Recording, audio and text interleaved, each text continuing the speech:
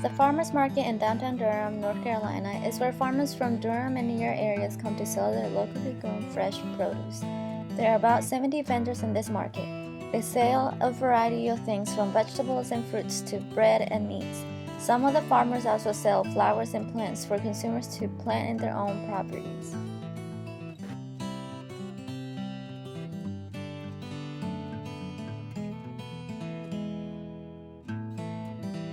For our project, we decided to interview and study two farms from the farmers market, Little Farm and Four Leaf Farm. We went to the market on 2 days, Wednesday and Saturday. We spoke to Little Farm first. This is George. He is the owner of this farm. We decided to speak to his farm because we were recommended to it by one of our teachers. We did not expect such a thriving culture from this farm. He told us about how they process their foods and how they like to cultivate different types of exotic plants. We discovered that there are more than 4,000 kinds of potatoes, though they only grow a few of them. George showed us a potato that is purple on the inside. It still tastes the same though. We were amazed at this. We had never seen a potato like this before. Since this is locally grown produce, people tend to think that they are more expensive than produce that has been stored in stores for weeks. In fact, this farm and many other farmer markets take coupons. They also give leftover items to the ones in need. Something like that most stores wouldn't do.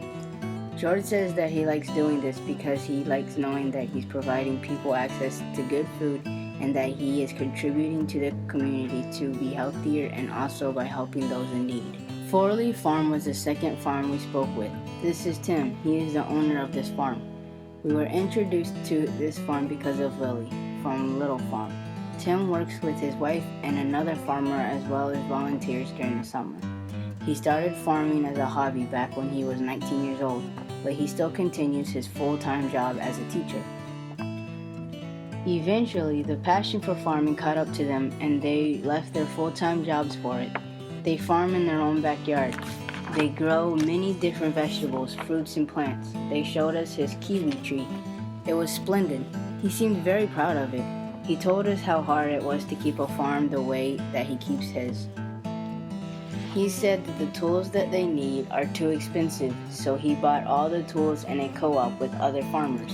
He has 3 greenhouses in his yard, plus 2 different types of greenhouses called high tunnels that he has on a land that he leases.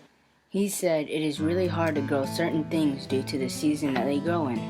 In the summertime, it's really hard to grow lettuce because it's so hot, but all of this hard work is worth it because the satisfaction that they get knowing that the community is getting their products and that they are building relationships every day with customers and other farmers.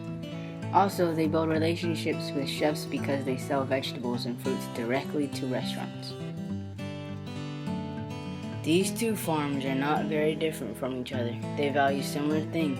They both contribute to the community and are helping Durham become more culturally diverse. People with different backgrounds from all over Durham come here to find the best vegetables and fruits of the season. The farmers market has become part of their weekly routine in their lives. If it wasn't for these farmers, these people wouldn't have fresh produce, meat farmers, and other customers. There wouldn't be such a thriving culture.